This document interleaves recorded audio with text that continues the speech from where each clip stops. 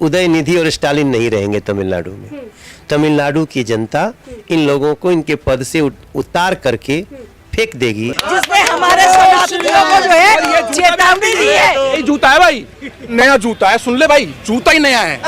बोलेगा हिंदू, ये कुत्ते बिल्ली आकर के भारत के अंदर सनातन धर्म पे टारगेट कर रहे। भाई जिस धर्म ने औरंगजेब ना मिटा पाया, अब्दाली ना मिटा पाया, तब्दाली ना मिटा पाया, सारा अकबर ना मिटा पाया, तू और तेरा बाप मिलकर क्या मिटा लोगे? भगवा योगी वाला नीचे से ऊपर तक भगवा धाड़ी है।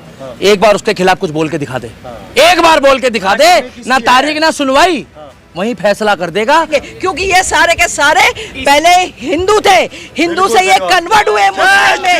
ये साले क्या जाने, और कन्वर्ट हो गए साले हिंदुस्तान का नमक खा करके और हिंदुस्तान को आके दिखाते हो। तमिलनाडु में यूपी बिहार के अप्रवासी मजदूरों का मुद्दा उठाने के कारण वहां के स्टालिन सरकार के निशाने पर आए पत्रकार मनीष कश्यप की मां ने हाल फिलहाल में राष्ट्रपति द्रौपदी मुर्मू को एक चिट्ठी लिखी थी। उस चिट्ठी में क्या लिखा था ये तो हमने कल आपको अपने चैनल पर सबसे पहले दिखाया, लेकिन आज आपको हम मनीष कश्यप को लेकर भाजपा सांसद मनोज तिवारी ने कौन सी दो बड़ी बातें कही हैं वो दिखाएंगे। इसके साथ ही पत्रकार के छोटे भाई करण कश्यप ने पत्र में लिखे अपनी मां के शब्दों को किस तरह से भावनाओं के जरिए व्यक्त किया था वो भी दिखाएंगे। जो पारदर्शिता और ढिलाई देश के कानून में मनीष वर्सेस उदयनिधि स्टालिन के केस में दिख रही है, उसे लेकर और न्याय के तराजू पर हो रहे भेदभाव पर क्या बोले सत्ता तिवारी। लोगों ने गुस्से में आकर चप्पल जूतों से कैसे स्टालिन को बजाने की कही बात। नमस्कार, आप देख रहे हैं पॉलिटिक्स जंक्शन, मेरे यानी कि नैना शर्मा के साथ। एक तरफ तो डीएम के नेता उदयनिधि स्टालिन के दिए बयान से देश में बवाल थमने का नाम नहीं ले रहा, तो वहीं दूसरी तरफ अब उदयनिधि की उस गलती को दोहराते हुए डीएम के सांसद ए राजा ने सनातन धर्म को एचआईवी और कुष्ठ रोग जैसी सामाजिक बीमारी बताया है। उदयनिधि स्टालिन के बाद अब डीएम के नेता ए राजा ने भी सनातन धर्म को लेकर विवादित बयान दिया है। पूर्व केंद्रीय मंत्री और डीएम के सांसद ए राजा ने सनातन की तुलना कुष्ठ रोग और एड्स से की है। उन्होंने कहा कि उदयनिधि तो कुछ नहीं बोले, सनातन की तुलना तो कुष्ठ रोग और एड्स से करनी चाहिए। ये कह रहे हैं ए राजा, जो पूर्व में केंद्रीय मंत्री रह चुके हैं, डीएमके का एक बड़ा चेहरे हैं। उदयनिधि स्टालिन से और आगे बढ़ते हुए उन्होंने कहा कि उदयनिधि स्टालिन ने तो कुछ नहीं कहा, सनातन की तुलना तो लेप्रेसी यानी कि कुष्ठ रोग और एड्स से करनी चाहिए। इससे पहले उदयनिधि स्टालिन ने कहा था कि कोरोना, डेंगू, मलेरिया की तरह सनातन धर्म का भी खात्मा हो जाना चाहिए। ये एक रोग की तरह है जिस पर सियासी बवाल मचा, बीजेपी ने हल्ला बोल दिया और ए राजा उससे एक कदम और आगे बढ़ गए। आज कह रहे हैं कि उदयनिधि ने तो कुछ नहीं कहा, कुष्ठ और एड्स से करनी चाहिए सनातन की तुलना।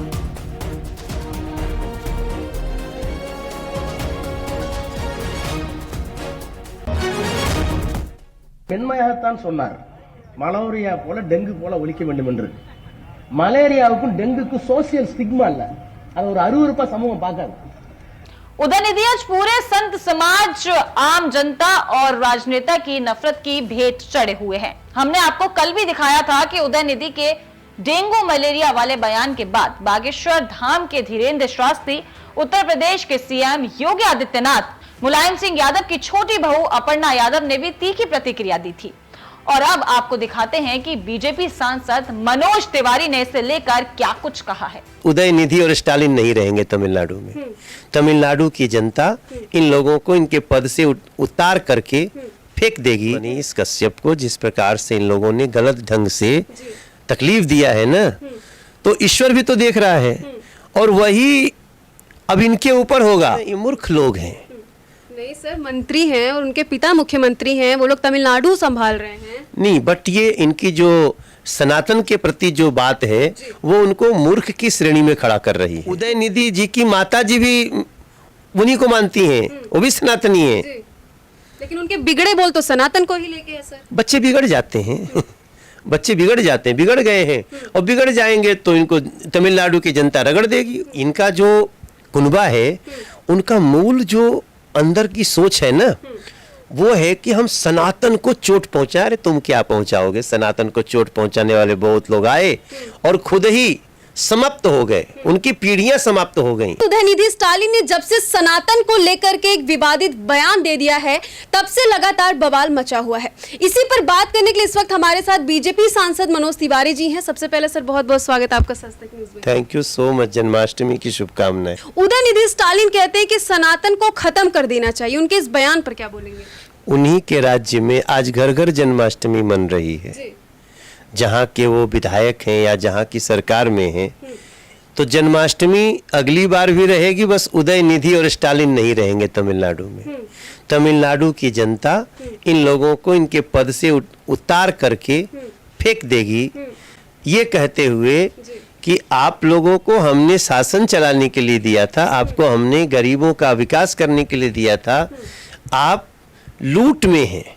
पहला लूट संसाधनों से और दूसरी लूट जो संस्कृति को चोट पहुंचा रहे हैं। तो ये लोग क्या है ना, ये मूर्ख लोग हैं। नहीं सर, मंत्री हैं और उनके पिता मुख्यमंत्री हैं, वो लोग तमिलनाडु संभाल रहे हैं। नहीं, बट ये इनकी जो सनातन के प्रति जो बात है वो उनको मूर्ख की श्रेणी में खड़ा कर रही है। और ऐसा बताओ, तमिलनाडु में हर घर में कुछ, बस इनका पता नहीं, उदयनिधि जी की माता जी भी उन्हीं को मानती हैं, वो भी सनातनी है। लेकिन उनके बिगड़े बोल तो सनातन को ही लेके है सर। बच्चे बिगड़ जाते हैं बच्चे बिगड़ जाते हैं, बिगड़ गए हैं और बिगड़ जाएंगे तो इनको तमिलनाडु की जनता रगड़ देगी। मनोज जी, सबसे बड़ा सवाल ये हो रहा है कि इन्होंने एक तो सनातन संस्कृति का मजाक बनाया, ऐसे बयान दिए, उसके बाद ये ट्वीट करते हैं कि मैंने कुछ गलत नहीं बोला और ना मैं माफी मांगूंगा और कोई भी कानूनी कार्रवाई हो तो मैं तैयार हूँ। नहीं, वो माफी मांगने की जरूरत भी नहीं है, क्योंकि उनको जनता माफ करेगी भी नहीं। ऐसे लोगों को देखो, रावण को भी तो ऐसे ही अहंकार था ना, कंस को भी ऐसे ही अहंकार था। तो ये अहंकारी लोग हैं, इनके अहंकार को तमिलनाडु की जनता ही चूर चूर कर देगी। मनोज तिवारी को कहने की कुछ जरूरत नहीं है, क्योंकि मैं तो सनातनी हूं ना, तो मैं इनकी बातों से मुझे गुस्सा नहीं आ रहा है, मुझे इनके ऊपर सहानुभूति हो रही है कि बेचारे इनको तमिलनाडु की जनता राजनीतिक रूप से समाप्त कर देगी। लेकिन मनोज जी, इन लोग का मन तो आए दिन कहीं ना कहीं बढ़ता ही जाता है। कभी कोई नेता उनके पार्टी के कह देते हैं, अब तो उनके बेटे ही स्टालिन। नहीं, इस पे लीगल कार्रवाई होने जा रही है, इन लोगों को इसकी सजा मिलेगी। आप लोगों का क्या मांग है ऐसे लोगों के लिए? नहीं, हमने तो तमिलनाडु भवन जाकर के हमने ज्ञापन दिया और हमने कहा कि इनको या तो ये माफी मांग ले तुरंत, नहीं तो इनके ऊपर कानूनी कार्रवाई होनी चाहिए। ये देश एक संविधान से चलता है और इस देश में दूसरे धर्मों को गाली देने वाला, दूसरे धर्मों पे अटैक करने वाले व्यक्ति को कड़ी सजा है और मुझे पूरा विश्वास है कि वो इनको मिलेगी। सर, इस पे जो इंडिया गठबंधन है, कोई भी नेता इस पे कुछ भी बोलने को तैयार क्यों नहीं हो रहे हैं? स्टालिन से तो बहुत बनती है उनकी। क्योंकि वो एंटी इंडिया है। उनके गठबंधन का नाम इंडिया गठबंधन नहीं है, वो INDIA गठबंधन है, I.N.D.I.A. और देश को इन पे डाउट ही डाउट है। इनका जो कुनबा है, उनका मूल जो अंदर की सोच है ना, वो है कि हम सनातन को चोट पहुंचा रहे। तुम क्या पहुंचाओगे? सनातन को चोट पहुंचाने वाले बहुत लोग आए और खुद ही समाप्त हो गए, उनकी पीढ़ियां समाप्त हो गईं।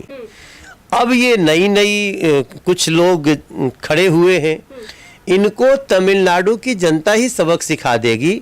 हम तो बस जैसा हमारे कहते हैं ना कि आवेश में नहीं आना चाहिए, सनातनी को गुस्सा नहीं करना चाहिए, समय आने पे ऐसे मूर्खों का इलाज कर देना चाहिए। सर, इंडिया गठबंधन के लोग हमेशा मोहब्बत की बात करते हैं, मोहब्बत की दुकान की बात करते हैं, तो इनके इस बयान से क्या लग रहा है कि मोहब्बत होगी या फिर सनातनियों का गुस्सा आएगा तो दंगा होगा?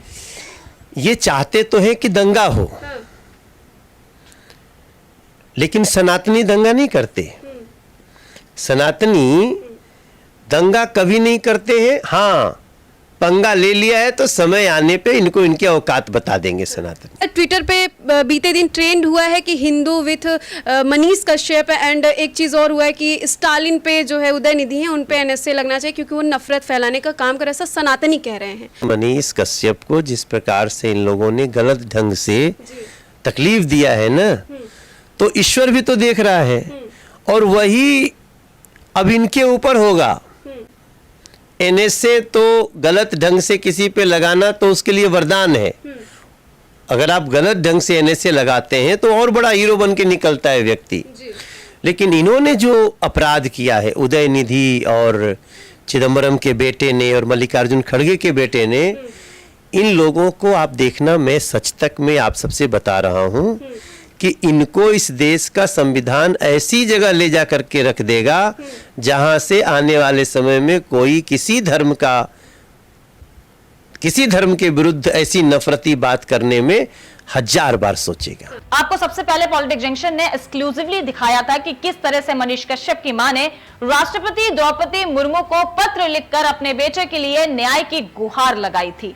और अब आपको मनीष कश्यप के छोटे भाई यानी कि करण कश्यप ने उस लेटर को लेकर किस तरह की बातें कही हैं वह भी सुनाते हैं। ये माँ के द्वारा भेजा हुआ संदेश है जो राष्ट्रपति के पास मुझे संदेश भेजना था, और मैं आज भेज के आया हूँ, जिसका रिसीविंग मिल चुकी है, स्टाम्प लग चुकी है। अगर मेरे बेटे की वजह से दो राज्यों में टकराव की स्थिति पैदा हुई तो एक मुख्यमंत्री का बेटा जो तमिलनाडु के मंत्री भी है, उसे उदयनिधि स्टालिन के बयान पर पूरे देश में टकराव की स्थिति पैदा हो सकती थी। सुप्रीम कोर्ट में बताया गया था कि हाँ, दो राज्य के बीच में टकराव की स्थिति पैदा हो सकती थी। यहाँ पे भी देश को झुकने की स्थिति में पैदा हो सकती थी। कुछ अगर हो जाता तो वहीं था, दोनों तो सेम ही है। वहां पे भी संभावना था, यहाँ पे भी संभावना था। वहां पे दो राज्यों की थी, यहाँ तो पूरे देश की बात है, तो इन पे एनएसए क्यों नहीं लगाया जाता है? इस वक्त हमारे साथ मनीष कश्यप के भाई करण कश्यप मौजूद हैं और इनके हाथ में नजर आ रहा होगा कि एक कागज है। हम सबसे पहले जानने की कोशिश करेंगे कि आखिर इनके हाथ में जो कागज है उसमें क्या कुछ है। ये माँ के द्वारा भेजा हुआ संदेश है जो राष्ट्रपति के पास मुझे संदेश भेजना था, और मैं आज भेज के आया हूँ, जिसका रिसीविंग मिल चुकी है, स्टाम्प लग चुकी है। और मिलने का टाइम के लिए मैं भी अपॉइंटमेंट लिया हूँ, और देखिए कब तक मिलती है, डिपेंड करता है कि वहाँ के जब फ्री होती है तब हमको मिलने का मौका मिलेगा, ऐसा बताया गया है। इस कागज में क्या कुछ लिखा हुआ है? एक माँ की आत्मबीती कहानी बताया गया, जो उसके बेटे पे कैसे उस पर अत्याचार हुआ है, जो गरीब के लिए, मजदूर के लिए, रोजगार के लिए और शिक्षा के लिए दर बदर भागता था, लड़ता था और आवाज़ उठाता था। उसको एनएसए लगाकर कैसे जेल में डाल दिया गया, उसकी दर्द भरी कहानी है। एक ऐसे जवान की पत्नी है जो कारगिल का युद्ध भी लड़ा है। एक ऐसे जवान की बहू है जो अपने जीवन को न्यौछावर कर दिया, चाइना की लड़ाई लड़ चुका है। तो ऐसे माँ की लेटर है लेके आया हूँ, राष्ट्रपति के पास लेके गया था और एक्सेप्ट भी कर लिया गया है, और मिलने का टाइम भी हो सकता है कि कुछ दिन में मिलेगा। आपको दिखाना चाहेंगे कि इसमें विषय में लिखा हुआ है कि तमिलनाडु के उदयनिधि और साथ में बिहार के बेटे मनीष कश्यप, जिन पर लगा हुआ है इस समय एसए, उसके संदर्भ में ये वहां लेकर पहुंचे थे लेटर। इनकी मांग है, लेकिन वो किस मुद्दे को लेकर मांग किया जा रहा है? एक चीज तो साफ नजर आ रहा है, एनएसए हटाने को लेकर मनीष कश्यप पे। दूसरा मुद्दा जो इसमें स्टालिन के बेटे के लिए लिखा है वो क्या है? देखिए, मैं पढ़ के बताता हूँ। सेवा में महामहिम राष्ट्रपति महोदया श्रीमती द्रौपदी मुर्मू जी, भारत सरकार। विषय तमिलनाडु के मुख्यमंत्री उदयनिधि स्टालिन और बिहार के पत्रकार मनीष कश्यप के संबंध में। महाशय, मैं मधु देवी, जो भारत की एक नागरिक हूं और बिहार के पश्चिम चंपारण की रहने वाली हूं। मेरा बेटा, जिसका नाम मनीष कश्यप है, जो यूट्यूब चैनल के माध्यम से बिहार में पत्रकारिता करता है, जिसने बिहार के मजदूरों के लिए आवाज़ उठाया था और उसके वीडियो को गलत साबित करके तमिलनाडु में अलग अलग जगह पे 6 FIR करके उस पर एनएसए भी लगा दिया गया। तमिलनाडु में मजदूरों के साथ जो घटना घटित हुआ था, उसका वीडियो सबसे पहले तमिलनाडु से ही फरवरी महीना के 15 तारीख से वायरल किया जा रहा था। देश के प्रिंट मीडिया 21 फरवरी से इस घटना के बारे में अखबारों में छापना शुरू किया। इलेक्ट्रॉनिक मीडिया में भी इस घटना को फरवरी से ही दिखाना शुरू किया। बिहार के अनेक बड़े बड़े नेताओं ने फरवरी महीना में आखिरी में इस घटना में प्रतिक्रिया भी दिया। मेरा बेटा भी इस वीडियो को बनाया, लेकिन उसने मार्च महीने में वीडियो बनाया और बिहार सरकार से सवाल किया, आखिर बिहार के मजदूर के साथ हर बात ऐसा क्यों होता है? उसका गुनाह सिर्फ इतना था कि उसके ऊपर बिहार सरकार और तमिलनाडु सरकार ने मिली भगत से एनएसए लगा दिया। अगर मेरे बेटे के वजह से, सुनिएगा, मेन लाइन ये है, अगर मेरे बेटे के वजह से दो राज्यों में टकराव की स्थिति पैदा हुई तो एक मुख्यमंत्री का बेटा जो तमिलनाडु के मंत्री भी है, उसे उदयनिधि स्टालिन के बयान पर पूरे देश में टकराव की स्थिति पैदा हो सकती थी। आज भी आप लोग देखते रहे कि हाँ, हर मीडिया में जब भी आप टीवी खोलते हैं, न्यूज़ चैनल खोलते हैं लोग, तो आप एक ही आपको समाचार मिलेगा, बस यही, इसी पे। और हम लोग डिजिटल, इस समय डिजिटल मीडिया हो, प्रिंट मीडिया हो, चाहे इलेक्ट्रॉनिक मीडिया हो, सारे मीडिया मिलकर सिर्फ यही खबर चला रहे हैं, लेकिन फिर भी कोई कार्रवाई नहीं हुई है। माँ फिर आगे लिखती है, उदयनिधि स्टालिन के बयान पर पूरे देश में टकराव की स्थिति पैदा हो सकती थी, फिर उन पर एनएसए लगाकर जेल में क्यों नहीं डाला जा रहा था।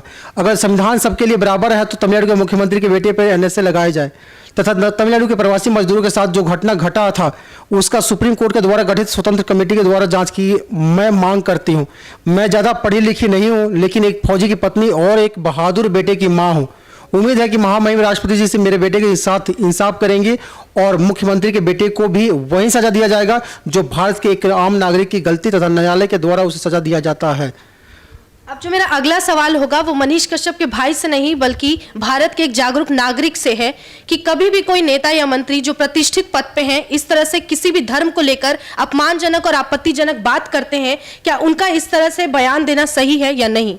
बिल्कुल नहीं है। अगर सुप्रीम कोर्ट में बताया गया था कि यहाँ दो राज्य के बीच में टकराव की स्थिति पैदा हो सकती थी, यहाँ पे भी देश को झुकने की स्थिति में पैदा हो सकती थी। कुछ अगर हो जाता तो वही दोनों तो सेम ही है। वहाँ पे भी संभावना था, यहाँ पे भी संभावना था। वहाँ पे दो राज्यों की थी, यहाँ तो पूरे देश की बात है, तो इन पे एनएसए क्यों नहीं लगाया जाता है? हम मेरा वही कहना है कि यहाँ जब बड़े लोग के लिए कानून अलग है। अगर ये चीज एक घटना पे अगर आप कुछ कार्रवाई नहीं होती है तो कानून के उस पन्ने को फाड़ दीजिए, उस शिक्षा के मंदिर में से पन्ने को फाड़ दीजिए जो लिखा जाता है कि कानून सबके लिए समान है। समान है ही नहीं। एक पे एनएसए लगा दिया गया, मल्टीपल जगह पे, मल्टीपल प्लेस पे आपने एफआईआर भी कर दिया। बिहार में एफआईआर किए, तमिलनाडु में एफआईआर किए, जबकि वो कस्टडी में था, फिर भी एफआईआर आप लोगों ने किया। लेकिन एक ऐसे जो मंत्री और मुख्यमंत्री के बेटे हैं वो इतने मैंने ऐसे सनातन धर्म पे बोलते हैं जो 100 करोड़ की आबादी है इस देश में, अगर कुछ होती तो इसका भरपाई कोई भी नहीं कर सकता, कोई भी। भारत देश में 85% जो है वो सनातन धर्म के अनुयायी रहते हैं। साथ ही जिस संविधान की शपथ लेके कोई भी नेता या मंत्री उस पद को पाता है, वहां पे पहुंचने के बाद इस तरह से अभद्र टिप्पणी करता है जिसके बाद समाज में उत्तेजना फैल सकती है, विद्रोह और जंग का माहौल बन सकता है। लेकिन ऐसे इंसान पे एनएसए नहीं लगता। सुप्रीम कोर्ट अभी तक कुछ नहीं कर रही है। इनका भी यही कहना है कि संविधान एक है तो नियम सबके लिए एक क्यों नहीं। अब क्या आपके इस लेटर के बाद कोई प्रभाव पड़ेगा? देखिए, अगर मिलने का समय मिल गया तो इस बातों को हम लोग मौखिक रूप से भी उनको बताएंगे, फिजिकली जाएंगे और मैं और मेरी माँ जाएंगे और बताएंगे लोग। हो सकता है कि यहाँ जो एक जिम्मेदार वो भी एक राष्ट्रपति भी है और एक माँ के दर्द को शायद एक माँ समझ जाए और उन पे भी वो जो मेरे भाई पे कार्रवाई हुई है उन पे भी वही कार्रवाई हो। मैं भी कोर्ट में जा रहा हूँ, वो भी कोर्ट में आए। अब डिपेंड करता है जज साहब सही है गलत है वो निर्णय लेंगे, लेकिन कानून जो है सबके लिए समान होना चाहिए। हाल ही में आपकी आखिरी मुलाकात मनीष कश्यप से कब हुई और क्या बातचीत हुई? मंडे को हुई थी और मैंने इस घटना को बताया था कि ऐसी घटना हुई है, तो उन्होंने बताया कि हाँ, जब एक बार आप इस चीज़ को आप मुख्यमंत्री को बताए, राष्ट्रपति से मिलिए, तो मैं बोला कि हाँ पूरा देश जानता है इस घटना को। हर मीडिया, हर प्रिंट मीडिया, डिजिटल मीडिया और इलेक्ट्रॉनिक मीडिया में चल रही है, सारा देश जानता है, लेकिन अभी तक कोई कार्रवाई नहीं हुई है। ये दुर्भाग्य की बात है। और दुर्भाग्य की बात ये भी है कि अभी भी उस बयान को लेकर वो अपने स्टैंड पे खड़े हैं। आप जब मनीष कश्यप से मिले, ये मामला जब उनके सामने आया, उनके अंदर का एक पत्रकार जागा होगा, इस मुद्दे पर उन्होंने क्या कहा उदयनिधि के बयान पर? बस निराशा था कि हाँ जो उसको भी लगा कि हाँ जो कानून सबके लिए एक नहीं है। ऐसा उसके मन में, उसके चेहरे से भाव से लगा कि हाँ कानून उसके सबके लिए एक नहीं है। मेरे लिए एक मुझे मेरे परिवार को दर बदर ठोकर खाने पे मजबूर हुआ। दोस्त हो, रिलेटिव हो, परिवार हो, सब भागते गए, सारे काम छोड़ के मेरे पीछे भागते गए। सारा तबाह हो गया, सब कुछ तबाह हो गया। लेकिन उन पे कोई कार्रवाई नहीं हुई। उसको लेकर थोड़ा सा दुखी मैं उसके चेहरे से देख पा रहा था। आपसे आखिरी सवाल है कि जब ये लड़ाई, न्याय की लड़ाई, सच की लड़ाई शुरू हुई थी, तब से और अब में कितना फर्क है और क्या कुछ बदल गया है? देखिए, बस अगर आपके पास पैसे हैं, आप एक किसी पोजीशन पे खड़े हैं, तो मुझे लगता है, जैसे मैं इस फील्ड से बिलोंग करता नहीं हूँ। मैं एक छोटा सा जॉब करता था और उसी में ज़िंदगी में मैं खुश था। लेकिन इस फील्ड में जब से मैं आया हूँ तो मुझे ये लगा कि हाँ, जिसके पास पैसे है, पावर है, उसके लिए कोई कुछ नहीं कर सकता। जिसके पास ये नहीं है तो उसको दर बदर कोई भी दबा सकता है। सच तक के समर्थक और साथी दर्शक दोनों जानना चाहते हैं कि उनके मनीष कश्यप कब आएंगे। जी महादेव की कृपा होगी तो जल्दी से आ जाएंगे। अब हम लोग आत्मरक्षा कर रहे हैं, हम लोग कोर्ट में जा रहे हैं, लोग बातें कर रहे हैं, लोग अपनी प्रक्रिया बता रहे हैं। लोग जल्दी से जब जज साहब बोल देंगे कि हाँ आ जाए, जाओ मनीष तुम एक क्रांतिकारी हो, तुम बिहार की आवाज़ हो, जाओ फिर से वही माइक उठाओ 200 के माइक और फिर से आवाज़ बनो गरीबों की, तो वैसे ही मेरा भाई आ जाएगा। इस वक्त हमारे साथ खास बातचीत के लिए मनीष कश्यप के भाई करण कश्यप मौजूद थे और ये जो लेटर अभी आपने देखा इसमें लिखा हुआ है कि तमिलनाडु के जो मुख्यमंत्री हैं एमके स्टालिन, उनके बेटे उदयनिधि ने हाल ही में सनातन धर्म को बीमारी बताया, डेंगू मलेरिया कोरोना वायरस जैसे घातक बीमारियों से इसकी तुलना की, जिसके बाद लोगों की भावनाएं आहत हुई हैं। वहीं वैसे व्यक्ति पर ना एनएसए लगता है ना कोई कार्रवाई की जाती है, लेकिन जो समाज के लिए आवाज उठा रहा, बेबस मजदूर और लाचार के लिए उनके हित की बात करता रहा, उस मनीष कश्यप पर एनएसए लगाकर उन्हें जेल में डाल दिया गया है। और इसी संदर्भ में अब न्याय की गुहार लगाने मनीष कश्यप की मां ने भारत की राष्ट्रपति द्रौपदी मुर्मू के पास ये पत्र लिखा है और उनसे अपील की है कि जल्द से जल्द उनके बेटे को न्याय दिया जाए और अन्याय के खिलाफ भी कोई ना कोई ऐसी जांच बैठाई जाए जिस पर सारा कुछ मामला सामने आ सके। देश में कई पत्रकार आज बिहार के नौजवान और सच की आवाज कहे जाने वाले मनीष कश्यप का समर्थन कर रहे हैं। ऐसे में मनीष का साथ देने वाले सत्य तिवारी ने अपने ट्विटर हैंडल से जो वीडियो पोस्ट किया है उसने सबकी बोलती बंद कर दी है। आप भी देखिए ये वीडियो। 2 मार्च 2023 में खबर छपती है कि तमिलनाडु में बिहारी मजदूरों पर अत्याचार हो रहा है और इसी के आधार पर एक पत्रकार बिहारी मजदूरों की सुरक्षा के लिए आवाज उठाता है। लेकिन बिहार सरकार तमिलनाडु सरकार के साथ मिलकर उस पत्रकार को न सिर्फ जेल में डाल देती है बल्कि राजकीय शक्तियों का दुरुपयोग करते हुए उस पर एनएसए भी लगा देती है। जानते हैं उस पत्रकार का नाम क्या है?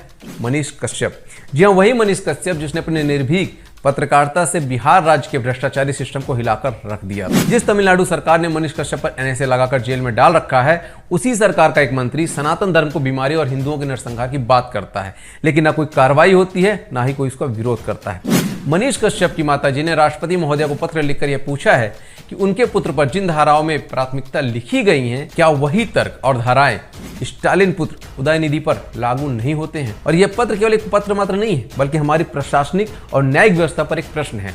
इसलिए इस वीडियो को शेयर करके पूछिए हमारे न्याय के ठेकेदारों से कि न्याय के तराजू पर यह भेदभाव क्यों। जय हिंद।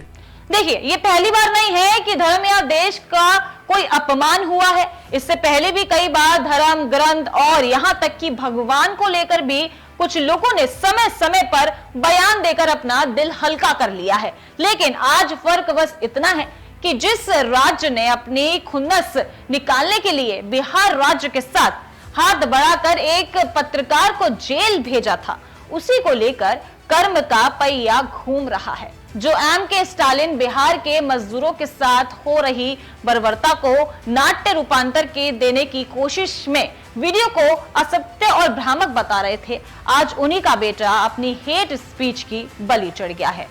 अब इस पर लोगों का गुस्सा होना आम बात है और इस बात तो आग बबूला हो रही जनता ने कुछ इस तरह रिएक्ट किया है। ये स्टालिन के उस कुत्ते के बच्चे के लिए ये चप्पल है जिसने हमारे सनातनियों को जो है चेतावनी दी है। जूता है भाई, नया जूता है, सुन ले भाई, जूता ही नया है। हिंदू बोलेगा, अब बोलेगा हिंदू, अब बोलेगा भगवान हमारे धर्म पे बोला इन लोगों ने। हर्ष चिकारा जैसे लोगों को हिंदू ऐसी की तैसी ऐसे चंदों की सनातनी जवानों से तो बाद में निपटना, उससे पहले हमारे यहाँ की सनातनी बेटियों से, सनातनी महिलाओं से निपट लो। वो तुम्हारा सिर्फ चप्पल से ही मुंह इतना पीट देंगी कि तुम्हारा मुंह का पता ही नहीं चलेगा। जूता तेरे मुंह पे पड़ेगा ना। जय श्री राम। भाई, अगर तूने अपनी माँ का दूध पे दिल लिया, कुत्ते के तेरे भौंक रहा है कि सनातन एक मच्छर है, एक मरेली। सुन ले भाई मेरी बात, मेरे को आ रही है खुंदक।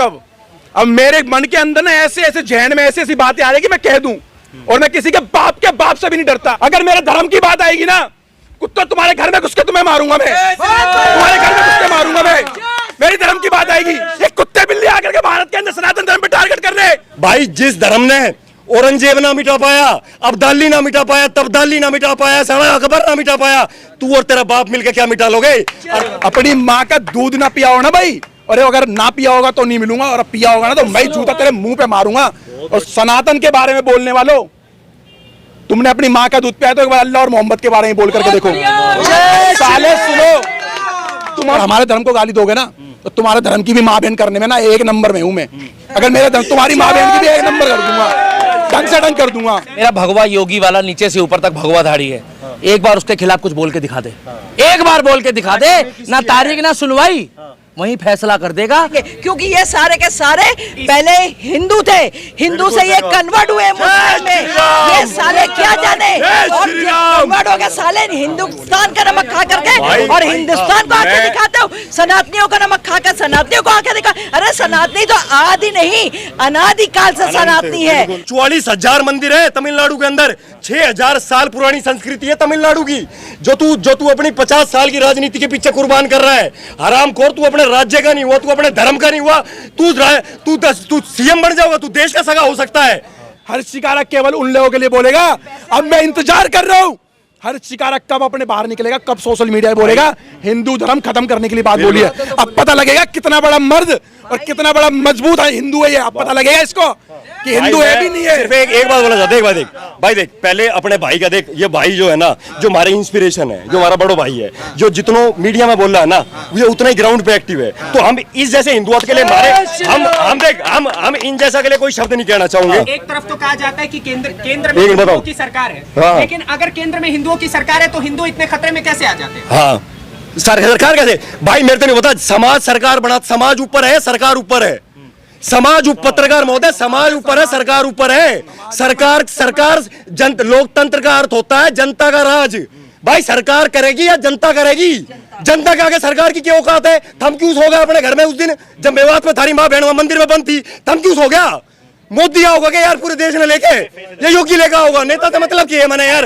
भाई मैंने तेरे का मतलब है, मैं तेरी गैल रोटी खाता हूँ, मैं तेरे साथ रोटी खाता हूँ, मैं तेरे साथ उठता हूँ, मैं तेरे साथ घूमता हूँ, तेरे साथ फिरता हूँ। भाई जब तू ही नहीं आएगा, भाई मैं बात कर रहा हूँ, डट जा। मैं अपने को शूटिंग ना करवा रहा फिल्म की। सुन भाई, जब मैं न्यू कहूंगा, जब मैं तेरे साथ पूरा दिन निकाल रहा हूँ, तो भाई मेरी रक्षा के लिए तू आएगा या मोदी आएगा? भाई सरकार तो जो मर्जी करे, राजनीति चलती है साम दाम दंड भेद पे। बता देता हूँ जानकारी के लिए, राजनेताओं को तुमसे कोई प्रेम नहीं है, ना राजनेता तुम्हारा कुछ करेंगे। कितने मर गए आप देखो ना, कितने मर गए हर दंगे के अंदर कितनी जनता मरी है। सारी गरीब जनता मरवाई है जितने दंगे हुए आज तक भारत में। कौन सा नेता मरा है? और भाई मुद्दे से डाइवर्ट मत करो, मुद्दे से डाइवर्ट हो रहा हूँ। स्टालिन को एक बार, ये जो मंत्री थो जो भी है, मैंने बोला क्या नाम इसका, स्टालिन पटेलिन जो भी है भाई, जो इससे एक बात कहना चाहता हूँ भाई, जिस धर्म सुन मेरी बात सुन, तेरे को पता नहीं, तू पता नहीं कितनी, वो एक योगी आदित्यनाथ जी ने, अखिलेश यादव जी ने कुछ बात बोली थी, तो योगी आदित्यनाथ जी ने एक बात बोली थी, वही बात रिपीट करना चाहूंगा। उन्होंने बोला था विरासत में गद्दी मिल सकती है, लेकिन बुद्धि और ज्ञान अपने श्रम से अर्जित करना पड़ता है। और सुन भाई मेरी बात, सुन, एक मिनट भाई मेरी बात सुन। देश में चोल राजाओं ने जब मंदिर बनाए थे ना 44,000, तो चोल राजा जो थे वो तेरे जैसे अनपढ़ नहीं थे, वो बहुत वैज्ञानिक किस्म के आदमी थे, जिन्होंने ये बात करी कि भाई मंदिर को इस तरह से बनाओ जिससे ये अर्थ शक्ति का केंद्र भी बन सके। तो भाई आज मंदिर के अंदर अगर यो कह रहा है कि मैं सनातन धर्म का नाश करूंगा, तो भाई इससे पूछ, जो मंदिर, एक मंदिर 250 परमानेंट कर्मचारी हैं, उसमें एक मंदिर के अंदर 250 कैजुअल, मतलब 500 कर्मचारी, और बाहर जो 250-300 दुकान वाले हैं उसके नीचे 2-3 आदमी काम कर रहे हैं, 1000 एम्प्लॉयमेंट। वो हर मंदिर के अंदर 1000 एम्प्लॉयमेंट बाहर है और अंदर 500, टोटल हो गए 1500। 44,000 मल्टीप्लाई बाय 1500 आदमियों को रोजगार दे देगी क्या इसकी सरकार? और दूसरी बात भाई मेरे को एक बात बता, अगर ये सनातन धर्म का खत्म कर रहा है तो भाई इससे कह दे, एक काम कर, 44,000 मंदिर जो है वो तमिलनाडु के नक्शे से बाहर कर देगा। ये है इसमें हिम्मत? अर्थतंत्र का सबसे बड़ा केंद्र है भारत। जो भारत के ईसाइया ने कुछ कर रहा है, और वहां वो ब्रिटेन का मंत्री जो प्रधानमंत्री बन रहा है, उसने क्या प्रसंग कही थी, मैं इसकी जानकारी के लिए बता देता हूँ। वो भी जो ब्रिटेन जैसे आज की डेट में तो भारत से हाईटेक ही है, अमेरिका हाईटेक है भारत से, सिंगापुर भी हाईटेक है। सिंगापुर का राष्ट्रपति बना है जिसका नाम है हिंदू थर्मन षणमुगरत्नम। उसने कही है मैं अपने आप को हिंदू कहने में गौरव महसूस करता हूं। समझ गया? अमेरिका की रिपब्लिकन पार्टी की दौड़ में शामिल हुआ था ये, जिसका नाम है विवेक रामास्वामी ने बोला कि मैं प्रेसिडेंशियल इलेक्शन की दौड़ में शामिल हूं। हालांकि मैं अमेरिका में रहता हूं और रिपब्लिकन पार्टी से चुनाव लड़ रहा हूं, लेकिन मैं अपने आप को स्वयं को हिंदू कहने में शर्म महसूस नहीं करता, गौरव महसूस करता हूं। ब्रिटेन का प्रधानमंत्री ऋषि सुनक कैम्ब्रिज विश्वविद्यालय में जाके बापू ये अपना मुरारी बापू है, इसकी कथा में जाके उसने जो वक्तव्य, उसने जो बात कही ना, वो स्टालिन और उसके परिवार को सुनना चाहिए। पूरा देश ईसाइयत को फॉलो करता है, ब्रिटेन। उसने बोला बापू को कि मैं इस राम कथा में आया हूं ना, तो मैं यहाँ प्रधानमंत्री के तौर पे नहीं, एक हिंदू के तौर पे सम्मिलित हुआ हूं यहाँ पे, और मैं श्री राम को अपना आराध्य मानता हूं। बोला मैं अपने श्री राम को आराध्य मानता हूं, और मैंने अपने देश के अंदर ये घोषणा कर दी है कि मैं अपने धर्म ग्रंथों के अनुसार देश को चलाऊंगा। भाई जहां आज पर अमेरिका की पार्लियामेंट के अंदर हिंदू सम्मेलन हुआ है, हिंदू दिवस मनाया गया 2 बार, इसी साल की बात बता रहा हूं, 2 बार हिंदू सम्मेलन करा गया, 2 बार हिंदू सम्मेलन जॉर्जिया प्रांत अमेरिका के अंदर। और जानकारी के लिए बता देता हूं ताकि इनकी आंख खुल जाए। जॉर्जिया प्रांत के अंदर अभी एक प्रस्ताव पारित हुआ है हिंदुओं के फेवर में, सनातन धर्म की वैज्ञानिकता को समझते हुए, और उन्होंने कहा है, अमेरिका के अंदर ये प्रांत भी बोला, उन्होंने कहा है कि हिंदू एकमात्र पूरे संसार में एक ऐसा धर्म है जो पूरा सबसे व्यापक और सर्वसमावेशी है, जो पूरे संसार को शांति और दिशा दिखा सकता है। आज की डेट में क्या बात करोगे भाई, आज की डेट में जब टॉप 10 देश में ऐसा क्यों किया जा रहा है? जब पूरे संसार की 10 स्टेट के अंदर शीर्ष सत्ताओं पे हिंदू बैठे हैं, और जिसमें से 5 शीर्ष सत्ताओं पे जो हिंदू बैठे हैं वो अपने आप को हिंदू कहते हुए संकोच नहीं कर रहे, और जबकि वो एक क्रिश्चियन स्टेट के प्रेसिडेंट इलेक्शन लड़ रहे हैं, क्रिश्चियन स्टेट के आदमी है वो, उनको वहां ईसाइयों को तुष्टीकरण करने की जरूरत नहीं पड़ रही, और ये यहाँ बैठ के यहाँ तुष्टीकरण कर रहे हैं। भाई अंतिम जानकारी, अंतिम बात करके पूर्ण करूंगा। भाई देख, ये आज से नहीं चल रहा, ये बहुत पहले से चल रहा है। एक उदाहरण लड़की का देके बता देता हूं। जब लवन्य का पिछले साल की बात है, लवन्य नाम की एक लड़की 17 साल की हिंदू लड़की थी, जिसको जबरदस्ती धर्मांतरण करवाने के चक्कर में उसने आत्महत्या कर ली। हॉस्टल वार्डन ने उसको धर्मांतरण करा के दबाव डाला और उस लड़की ने आत्महत्या कर ली। भाई उसके बाद ये जिस तमिलनाडु की बात कर रहे हो ना आप, डीएमके के पार्टी के आदमियों ने ही उसकी जमानत करवाई। जब बेल ग्रांट करवाने के बाद जब वो बाहर आई ना, जब पुलिस ने उसे पकड़ लिया, तो उसको शॉल उड़ा के सम्मानित किया गया। और उसके बाद सुप्रीम कोर्ट में जब उसके ऊपर केस चला ना, तो सुप्रीम कोर्ट के बाद पता है क्या डिसीजन आया? वहां की सरकार ने क्या बोला? उन्होंने बोला कि ऐसा है, ये धर्मांतरण का जो काम है ये हजारों सालों से चल रहा है और ये कोई गुनाह नहीं है। कौन सी बात करते हो भाई, कौन से देश में आप रह रहे हो? मैं सिर्फ हिंदुओं को एक अंतिम बात कहना चाहता हूँ, भाई अपने परिवार को मजबूत करो, एक दूसरे की खुशहाली देखना सीखो। भाई साहब, एक आदमी यहाँ खड़ा होकर पिटता रहता है, सारे हिंदू निकल जाते हैं। कौन सी क्रांति, क्या कह दिया स्टालिन ने? तो कुछ गलती ना कहा, कोई आज पहली बार थोड़ी कह दिया स्टालिन ने। स्वामी प्रसाद मौर्य 50 बार कह चुका श्री राम, कांग्रेस हजारों बार कह चुकी श्री राम काल्पनिक है, श्री कृष्ण कौन थे? कोई नहीं थे ना, वो तो गोपियों के साथ नाचते थे। क्यों नहीं बोल रहा है? अरे तो भाई मैं तेरे से पूछ रहा हूँ, हम तो बोल रहे हैं भाई, हम तो यहाँ कोई हिंदू पिटेगा तो हम दिखा देंगे अभी फिल्म 1 मिनट में, हम तो अपनी कह सके, हम और दिखाओ ना, अरे और दिखाओ भाई। मैं कह रहा हूँ आज मेरे तो नहीं बता, पूरे गांव में तू भी गांव में रहता होगा, मेरे तो नहीं बता, तेरे गांव में तेरे चाचा ताऊ ने साथ रह रहे हैं साथ। तेरा एक्सेप्शन हो सके, एक एक्सेप्शन हो सके, ठीक है भाई। अगर जो आज से 50 साल पहले जो स्थिति थी, आंकड़े बताते हैं ये कि सबने न्यारे घर बना रखे हैं, और सबके चाचा ताऊ के भाई खूनी संघर्ष चल रहे हैं। प्लाट के 50-50 गज के प्लाट के ऊपर कत्लो-आम चल रहा है। घर परिवार के अंदर कौन सा हिंदू राष्ट्र बनाने की बात कर रहे हो? पहले अपने परिवार तो मजबूत कर रहे हो। और तुम्हारे बच्चे कौन से स्कूल में जा रहे हैं, मेरे को ये बताओ। तुम स्टालिन को गाली दे रहे हो, तुम पहले अपने घर वालों को, तुम पहले अपने आप को गाली दो भाई। तुम्हारे बच्चे तो कॉन्वेंट में जा रहे हैं, कॉन्वेंट तो सारे क्रिश्चियनिटी से चलते हैं। स्टालिन को बाद में गाली दे लेना, पहले अपने अंदर झांक के देखो। खैर, आप इस पूरे मामले पर खामोश मत रहिए, उठाइए फोन और लिख भेजिए अपने जवाब। आपके जवाब हम अपनी नेक्स्ट वीडियो में स्क्रीन पर जरूर दिखाएंगे। सनातन के खिलाफ प्रहार नहीं रहेगा देश। इस मुहिम में हमारे साथ जुड़िए और देखते रहिए पॉलिटिक्स जंक्शन। नमस्कार।